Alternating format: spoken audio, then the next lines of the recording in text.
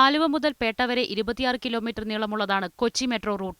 വിവാദങ്ങൾക്കൊടുവിൽ കഴിഞ്ഞ ജൂൺ 7-ന് 4 മേഖലകളായി തിരിച്ചു തുടങ്ങിയ പ്രവർത്തനം 3 വർഷം കൊണ്ട് പൂർത്തിയാക്കാനാണ് ലക്ഷ്യംവെച്ചത്. ഇടപ്പള്ളിയിൽ ആദ്യ പൈലിംഗ് നടത്തുമ്പോഴും ശുഭപ്രതീക്ഷയിലായിരുന്നു KMRL-ഉം DMRC-യുമെല്ലാം. പക്ഷേ 1 വർഷം പിന്നിടുമ്പോൾ അത്ര ശുഭകരമല്ല കാര്യങ്ങൾ. മെട്രോയ്ക്ക് മൊത്തം വേണ്ടത് 5253 പൈലുകളും 1186 തൂണുകളുമാണ്. ഇതുവരെയും പൂർത്തിയായത് 2763 പൈലുകളും 220 തൂണുകളും മാത്രമാണ്. നിർമ്മാണം ഇഴഞ്ഞു നീങ്ങുന്നതിനു പുറമെ പദ്ധതിക്കായുള്ള സ്ഥലമെടുപ്പും പാതി വഴിയിലാണ്. നിലവിൽ ആലുവ മുതൽ മഹാരാജാസ് വരെയുള്ള 18 കിലോമീറ്റർ മാത്രമാണ് പണി അല്പമെങ്കിലും പുരോഗമിച്ചിട്ടുള്ളത്.